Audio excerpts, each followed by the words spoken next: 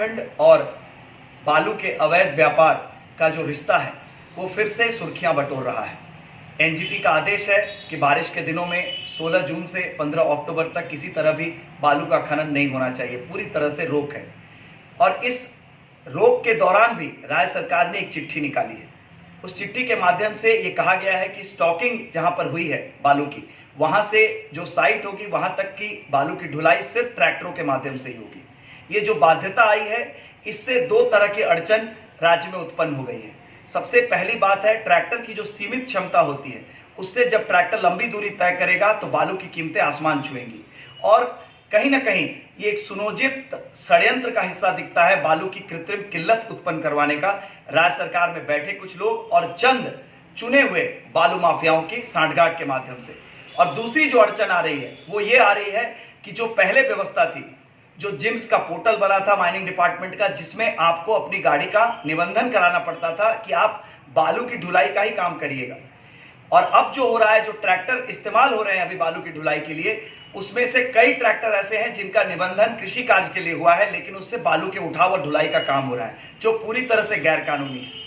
और इसमें सरकारी संरक्षण से ये धंधा फल फूल रहा है। इसलिए जब बालू की कीमतें आसमान छुएंगी तो जो जरूरतमंद लोग हैं, जिन्हें विकास कार्यों के लिए बालू की आवश्यकता है, उनके लिए मुश्किलें बढ़ेंगी।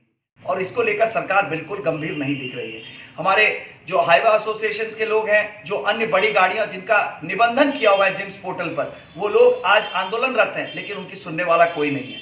लॉकडाउन के कारण जो एनजीटी के रोक लगने के पहले का भी समय था, उसमें स्टॉकिंग सही तरीके से नहीं हो पाई। इसलिए सरकार और बैठे पदाधिकारी ये भी आकलन नहीं लगा पा रहे हैं कि राज्य में पर्याप्त मात्रा में बालू उपलब्ध है कि नहीं। ऐसे संकट में माननीय मुख्यमंत्री को इसका अविलंब संज्ञान लेना चाहिए। और जो पुरानी व्यवस्था थी कि सिर्फ बड़े घाटों पर जेएसएमडीसी के ऑक्शन के माध्यम से जेएसएमडीसी चुनती थी माइनिंग डेवलपमेंट ऑपरेटर, और उसके माध्यम से खनन किया जाता था, और जो बेचने की जिम्मेदारी थी वो पूरी तरह से जेएसएमडीसी के पास थी। और छोटे घाटों पर जो बालू का खनन या उठाव भी होता था, उसका इस्तेमाल सिर्फ व्यक्तिगत विकास कार्यों के लिए होता था, जिसके लिए पंचायत को अधिकृत किया गया था।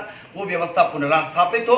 और अभी चूंकि एनजीटी के आदेश के आधार पर बालू की खनन पर रोक है, पूरी शक्ति के साथ एनजीटी के जो निर्देश है उसका पालन करवाया जाए। और जो जेएसएमडीसी की स्टॉकिंग है, वहां से जहां पर भी विकास कार्यों के लिए जो ढुलाई हो रही है, उसमें जिम्स के पोर्टल पर निबंधित किसी भी वाहन, बड़े या छोटे, ट्रैक्टर, हाईवा, किसी भी वाहन, लेकिन उसका निबंधन बालू की ढुलाई के कार्य के लिए आधिकारिक तौर पर हुआ हो, उसे ही इसकी अनुमति दी जाए।